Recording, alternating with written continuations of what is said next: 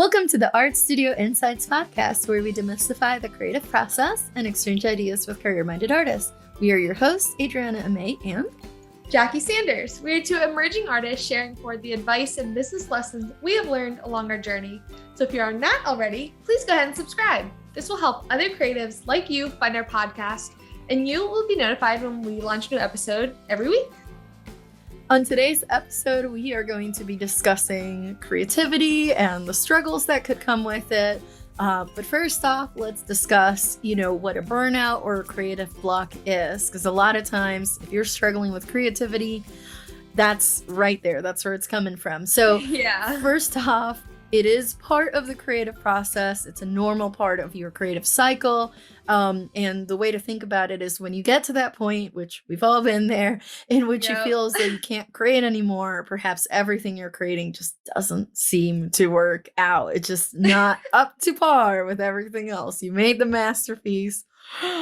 What happens now, right? Everything else just does not seem to be up to standard. That's normal. That's probably burnout or a creative block that's just setting upon you. And again, it is completely normal. It's extremely important to be able to acknowledge it and admit it once you recognize it in order to be able to move past it. Exactly. And I feel like this is definitely part of the creative process that not many people talk about in kind of an empowering way. Normally you hear a lot of people complaining that they feel burned out. But I think one thing, by being a career-minded artist and acknowledging it as part of your creative cycle, is also recognizing what are those triggers that may be causing a creative block or creative burnout? Because it can be caused by so many things. Either maybe there's a big life change happening in your personal life or professional. Maybe you changed your studio space or moved states. So you're in a completely different community. This can also have a total ripple effect into your creative energy. Maybe from an art creation standpoint, maybe you just ended a big series of work and you're going to start a new one feeling kind of lost. Maybe you have a few pieces that are stuck at a certain stage and you don't quite know what the solution to getting them to level 4 is, and you're stuck at a level 3. These things can really cause that burnout and stress and anxiety that I feel like can also compound on top of itself, where if you don't acknowledge it early on or acknowledge and embrace it as part of the process, it can really be a hindrance, because these things all do play a part in your creative cycle. Family situations, any type of struggle in your personal life, professional life, creative, if you don't acknowledge it and give it the nurturing that it needs, can really ripple out to both short-term and long-term burnout sessions or creative blocks, so to speak. So a short-term burnout can really last an afternoon, a day, maybe 2. Anything longer than that, maybe a week or few months, honestly, even years, that's more of a long-term burnout, which is a totally different level. But there are definitely different cures for these two types of burnouts, and knowing which phase you're in can be really helpful for then knowing how you can fix it and move past it, going back to your normal creative process and creative output. Yeah, and we'll talk about some solutions or some cures, so to speak, later on. But first, we did want to share, we've gone through this ourselves. Yes. Yeah. Myself, after leaving my corporate job in 2020, just a few months before the pandemic started. Thank you very much. Great timing. I had already spent, over a year working really hard, balancing 2 full-time jobs. Corporate was full-time. Art, I was treating it as a full-time, so often working 80 plus hours a week, which was insanity. Short-term, people don't do this. This is, it's a sprint kind of situation, not sustainable at all. So in the beginning of 2020, I was still transitioning into, out of the business side into the art side, but I was still working really long hours because I kind of had gotten used to that. And at art at that point, I was just building my body of work. I was getting into exhibitions, events, etc. And then the pandemic strikes. Suddenly everything gets canceled, as everybody knows. And then it just got to that point where it was like, I'm putting in all this hard work and I've been creating all this, all these paintings, all this artwork.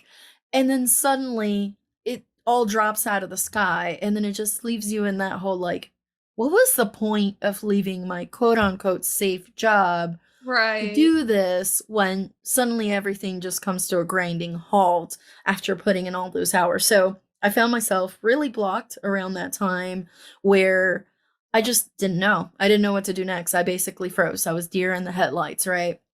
So, in order to get unstuck, um, like the case study, right? In order to get unstuck, I had to go back to the basics. Why did I want to make art my career in the first place?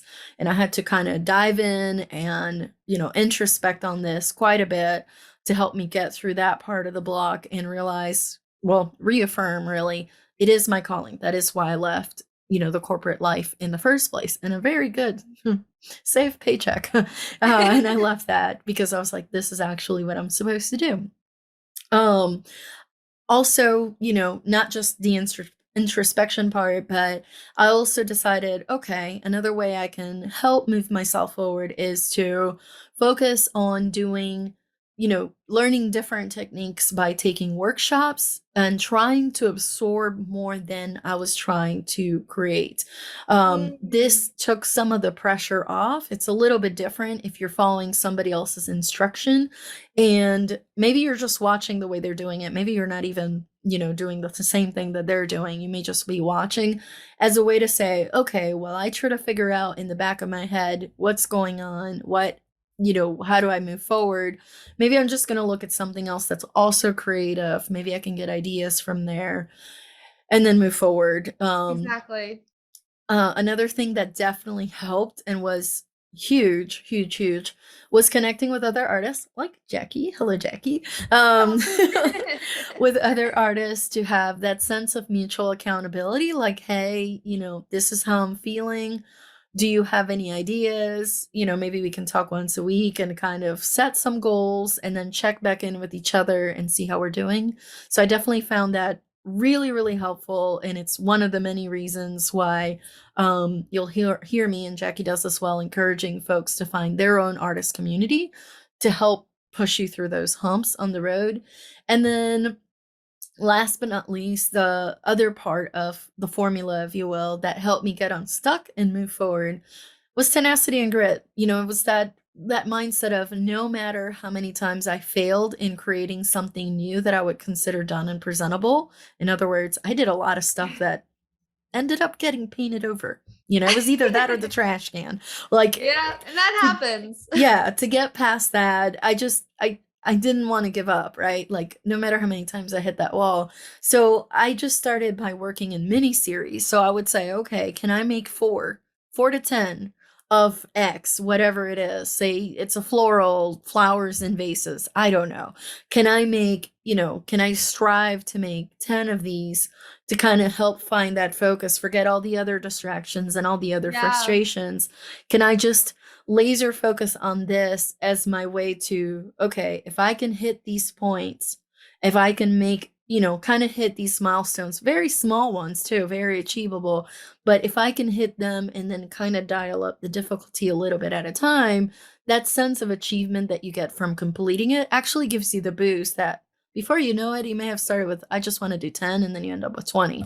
But that's the kind of little push that I needed. So that was kind of my quote unquote magic formula, not really magic. Just trying a lot of different things to kind of restart that engine. Cause at least for me, that creative engine, it was stuck. It was not Totally going anywhere. depleted. Yeah, Yeah. exactly.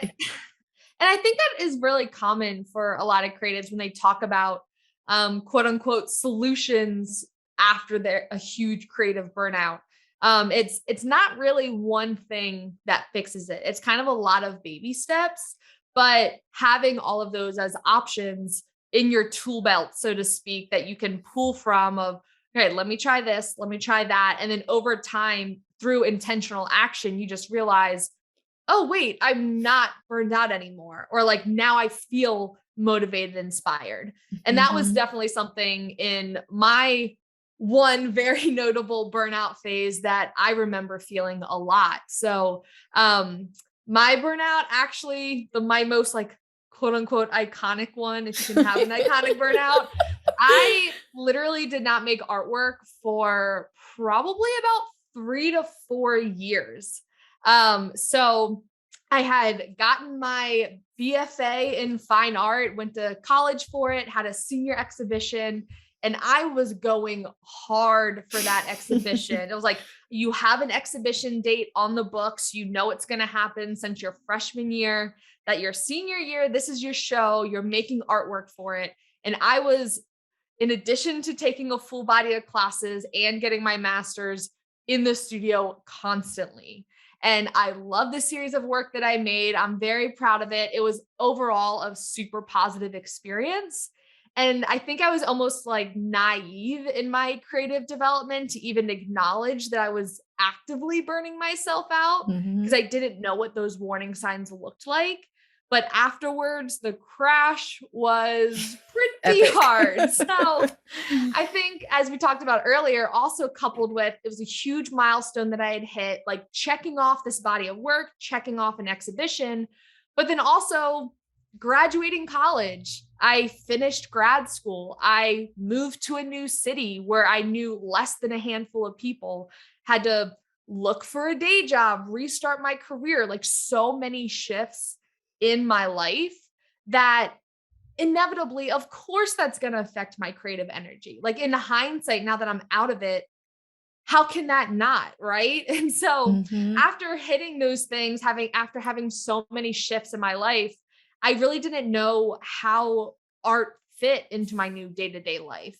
And it really isn't a priority unless you make it one, which, of course, having the excuses of, oh, well, I'm busy. Oh, well, I have my day job. I'm trying to find new friends, all of these things. Been there. But the real thing was, I didn't find a huge compulsion to create anything. I wasn't inspired. I didn't feel connected to the work that I had made in the past. And I had no idea where to start. And I think that's where a lot of my self doubt mindset started sinking in of, well, like I peaked. I did my senior show. That's the best work I'm ever going to make. Everything I make after that is crap. I tried doing like more crafting type stuff that I like told myself were painting, but they were more crafty. It wasn't necessarily like a cohesive body of work, but it kind of scratched the itch a little bit. And then in 2018, 3 years later, I was finally like, okay, I need to do something. I found the curiosity to want to at least explore and play again, which was really difficult because, like I said, I didn't know where to start. I was like, I don't feel super connected to my old style. So much of my life is different now. What does my new style look like? Um, and so the motto that I went by when trying to kind of break through my creative block was no excuses, but no expectations. Meaning, just like you, Adriana, it was like, I just need to play and experiment and frankly make a lot of really bad artwork because that is part of the process. I am notorious for trying to overthink the creative process. Guilty. I try to over plan a painting, and I was like, no, well, you just haven't painted in a month. Like part of the process is simply doing it. And through the process for me is where the exploration happens and the discovery and the reacting Mhm. to the marks that you previously made. So you can't plan out it to a T per No. se beforehand. So really no excuses. I have to be making something, but no expectations. This does not have to be the best piece of artwork I've ever made in my life. This does not have to be solo exhibition worthy artwork if it doesn't decide that it is. So having that really, and I think challenging myself too was super helpful with going through the burnout, because I basically decided on so that was 2018, started doing that 2019. And in 2020, I said, okay, January 1st, I'm going to do one drawing every single day. at first I thought I would do like a week or maybe like, okay, I'm gonna do 30 days. And I'm like, you know what? I'm doing the full year. Go big, go home. 366 days because it was a leap year. And so I did one drawing every single day. It could not a time commitment. I could be 5 minutes. It could be 2 hours, whatever I had time for, one drawing a day, which I found super helpful because it was that constant accountability. Even if it was a very simple drawing, it was at least something that I had to keep producing. And because that was the struggle that I had, was having a working hand. And I think really realizing what those short-term burnout signs were for me is what made that really apparent, because I realized through the daily drawings that my creative energy slips when I stop doing my personal check-ins, when my sleep is compromised, when my nutrition is compromised, when honestly, when I'm not moving my body, when I'm not out in nature or playing volleyball. Those are all things that fuel my creative energy. And so once I start compromising those, I'm realizing, even if it's to make artwork, frankly, I'm like, this isn't sustainable long term. This isn't sustainable. And eventually that is what leads to my burnout, which of course is just a vicious cycle. Yeah, and that ties in perfectly with what we were discussing earlier about, thinking of, inspiration being like a tank that you have to refill, in order for creativity to be able to, be expressed out of you. So we've all gone through this, of course. We've all had those situations in which we're stuck. That's why we're sharing with you our personal journeys through, burnout and creative blocks. And those are just some ideas on, how you can get unstuck as well. There's a few other ones we can share with you as well, especially if it's been a few days and everything that you make, it just does not seem to be coming out the right way. We've all been there. It's okay. So here are a few ideas. One could be, for example, get out of the studio. So set a time to come back in, just go out for a quick walk, go out to a park nearby, whatever you've got, just literally set a time where you just walk out and then come back in, something kind of structured. A lot of times that can just, that movement can help revitalize you. Or maybe you'll see something during your walk that just, actually that gave me an idea for the next piece I'm going to create. So that's one idea. One that if any of you have seen my social media, this is a thing for me. Color swatching. Test out new paints. Sometimes literally before I start anything, if I'm feeling stuck, I'll just break out whatever new paint I have and just open up my color journal and just start swatching colors. You wouldn't believe sometimes those colors that you're creating, that you're mixing, custom recipes for, will inspire you to create something new. Or perhaps you go, oh, there's this cool color I just made. It would look great with this in progress painting that I've got. And then before you know it, those 5 minutes turns into 4 hours later. So, and then you can't stop. So there's that. That's another one. Doing an assessment. This ties in with what Jackie said about, your self-care. Are you sleeping enough? How are you eating? Are you exercising? Are you getting movement in? Sometimes if you're lacking in those areas, maybe there's an adjustment. Maybe there was a big change that, happened that you didn't realize. Making adjustments to these things can make a huge difference, not just short term, but also long term. Spending time in nature. So maybe you're in a city and you go for a walk. Well, also, perhaps take time out to go a little bit farther out there. Maybe you can go kayaking. Maybe you can go swimming. Maybe you can go to the beach, whatever that looks like for you. Maybe you go on a hike. But not just going outside, also, spending the time in nature, maybe observing some things that you see and seeing how that can feed into your practice. Reading or listening to an art book or a podcast like ours. Hey! So whether it's about, the business side of art, like our art studio insights podcast you're listening to today, maybe it's biographies, maybe it's about art movements, perhaps about techniques, perhaps it's about another side of the business that still feeds in.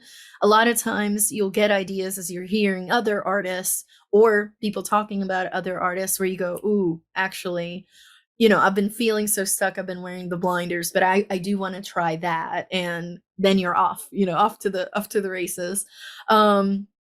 Another one, really, really easy thing that you can try is to create an inspiration file or a board or even a Pinterest of different art styles and quotes that inspire you. So whether you do this in an app or perhaps you're cutting this out and sticking it to a bulletin board, that could help too. But something that can visually give you an idea of things that have piqued your interest in the past, and it's very easy for you to access. That can come in really, really helpful.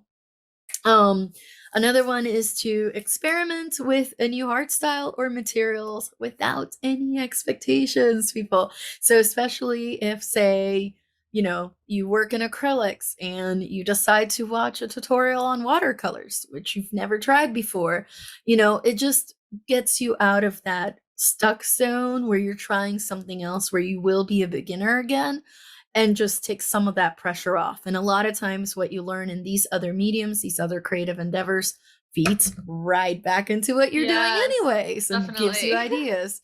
And then suddenly, again, 10 minutes turns into 4 hours.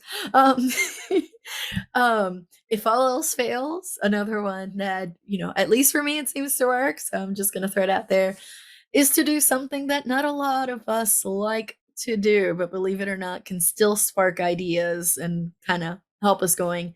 It's to prepare new surfaces or perhaps finish some of them. So this means gessoing your panels, putting varnish on your paintings, painting the sides, doing the hardware. A lot of times when you're in that finishing stage of these paintings that you can consider done, you start looking to see what you actually like about them, especially, now that they're done, they're signed, we're at the ending stages, and you start going, oh, I actually like this. I actually like that. These are things you can carry over to the next thing you're working on. So anyways, it's just to give you an idea. And then super duper important, talk to another artist. Yes. Non-artists, we love them, of course.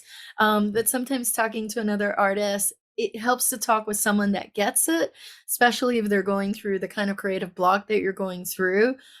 Besides the suggestions we're sharing, they may have other suggestions too, where you're like, actually, I didn't think about that. Who knows? Maybe you'll collab on something together and that sparks some new ideas for new work. So these are just a few of the ones that come to mind if it's been a few days and you're just like, oh no, my creative life is over. I can't make anything new. None of it is working out. Yes. And I think we've definitely all felt that, like a bad weekend or a bad few days, but like both the stories that we shared, they were slightly longer burnouts than that, unfortunately, especially if you either go through a huge life shift or hit a huge milestone and were burning the end of the flame for a long time. Then having a more long-term burnout, yes, might require different set of solutions. So something that you can use to combat long-term burnout would really be maybe like diving in and investigating a new topic, whether from a research standpoint, whether from an inspiration standpoint. I find that becoming a beginner again, whether in a new medium, a new style, a new topic, can be super, super helpful because you have no expectations for yourself, right? You're not supposed to be good. This is a medium that you've never tried before. So of course you're going to be in that exploration play stage. And it's kind of nice because it forces you to put your guard down by diving into a new topic. Another thing that I am very notorious for Yes, is reorganizing your creative space. In addition to feeling organized and clean, it can honestly really be helpful because maybe you already have art supplies that you've forgotten about. They were in a bin behind another bin. And so by taking everything out, reorganizing it, it might inspire you to want to experiment and play with a new material or a new size panel or a new color palette. Because a lot of the time when you're trying to explore the same things that you were making in the past, you might not identify it with it, but starting completely new and fresh, exploring new concepts in your work can really help you go to the next level, which also has to do with learning what your creative limit is. Mm-hmm. This is different for everyone. And like you were saying, Adriana, with talking to other artists, I found this has been super beneficial, and not being hard on yourself for what that ends up being. Mm-hmm. Whether it's, you know what, I can really only realistically with my current commitments paint for 1 hour every day. That's where I decide that my creativity is best, is this 1 hour block during the day. Other people might find, you know what, I need a 4 hour painting block to really hit that. And how can I prioritize it? Understanding what that daily limit is for you and where you peak creative energy wise can be so important, because that's when you can start prioritizing that. And like I did with my daily drawing series, realizing, okay, from 6 to 7 a.m., I have great creative energy, and that is what I'm going to dedicate towards it every single day, and seeing what happens during that time. Yeah, and that actually ties in perfectly. There was an interview I was listening to Elizabeth Gilbert, who is the author of Big Magic, which is a Oh, book I'm yeah. definitely gonna, recommend, and I'll dive into that in a second. And one of my favorite authors, which is Neil Gaiman, and they're both writers, and they were talking about when you go through a creative block, if you are treating your creative output as something that you have to show up, whether, regardless of whether you feel inspired, you have to set time aside. And it's literally what you were just saying, Jackie. They were both talking about how much time they set daily, Yeah. where it's not working too much nor too little. And they're like, after you do these hours, that's it. You're checked out. You go on with the rest of your life, but you did show up regardless of whatever else is coming up and whether or not you felt inspired or not. So I feel those are huge. Also tying back into her book, Big Magic, um, she talks about how fear and self-doubt can really hold us back when we're trying to build our Yeah. creative paths. So being able to acknowledge them without letting take over the wheel is imperative. So otherwise, we may end up either not doing anything because we're too afraid to show up, or we end up working ourselves to the bone trying to fulfill some kind of unrealistic self-imposed expectations, and then we end up burnt out. So I found that, Exactly. yeah, I found that really, really interesting. She has an excerpt about telling fear to sit in the back seat. Like, definitely, Yes, definitely. that's one of my If nothing favorites. else, if you get nothing else out of the book, I thought that part was excellent, just to help visualize what's going on and acknowledge it is normal, but you got to manage it to be able to move forward. And Exactly. then definitely tying in that whether or not you feel inspired. I think it's Picasso that said, the muse has to find you working in The order working for you to, hands. yeah, you got to be already in the working, zone, if you will, for that to come. It's important to act professionally, to show up, to do the work. Inspiration will often come anyways while you're working. So if we're already setting that time aside, to work, and we acknowledge that yes, our creative cycles are going to fluctuate, that blockage, it's going to happen, but we're going to get through it. Then it's easier to take that pause, restart the day. There's no need to force it. It's okay. We're here. We tried. Next, next day we'll try again, Exactly. but keeping it consistent. Yeah, and I think really treating it and having that discipline is so important, because another book suggestion, a friend of mine, I have it on my bookshelf and it's been on my list to read forever, but it's called Burnout: The Secret to Unlocking the Stress Cycle by Emily and Amelia Nagasaki. And when she was telling me about it, it sounded so amazing in terms of just like what you were talking about, in terms of having the discipline, still showing up, but also from a burnout standpoint, kind of removing the shame or the guilt that sometimes can be felt with that process, and realizing, okay, breaking it down. What are the components as to why I'm feeling burnt out? Understanding that emotional exhaustion is a huge component to burnout. Physical exhaustion is a huge component to burnout. And maybe it's just because maybe you're not creatively drained. You just don't feel emotionally tied to a certain subject matter anymore. And expecting yourself to is setting unrealistic expectations Mm-hmm. for yourself. So really having a book like that where you can almost remove yourself from the situation and think of it in a more analytical standpoint, just like with the work ethic, like you have the discipline, you're still going to keep showing up, maybe fine tune and experiment. What's the solution to move past it is really, really insightful. Yeah, and that's why, we shared with you guys kind of like the things that have helped us in the past. And hopefully that, gives you a light at the end of the tunnel, so to speak, of it's okay too. Don't feel like if you try one solution and it doesn't work, that's it. It didn't work.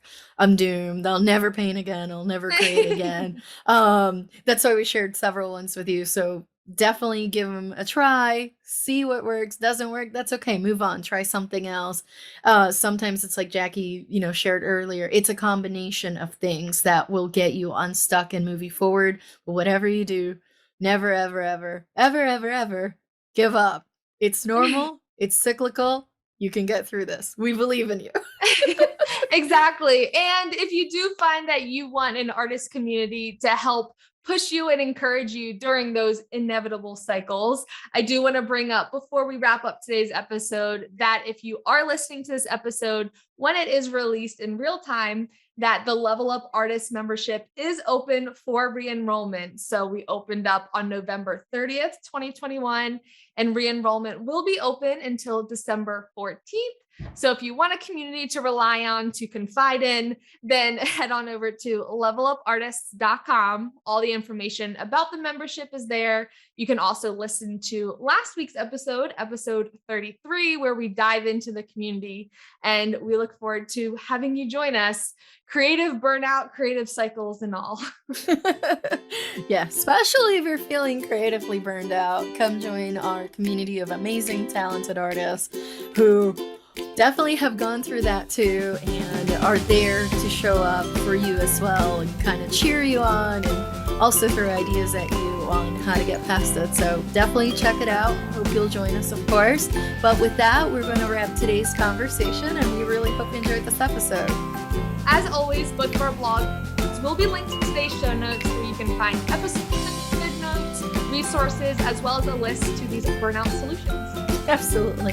And if you want to stay connected with us in between episodes, perhaps you have some burnout cures yourself that you want to share with us, you can follow us on social media. I'm at Amelia Art across all platforms. And I'm at J Sanders Studio across all platforms. Thank you so much for listening. We'll talk to you next week.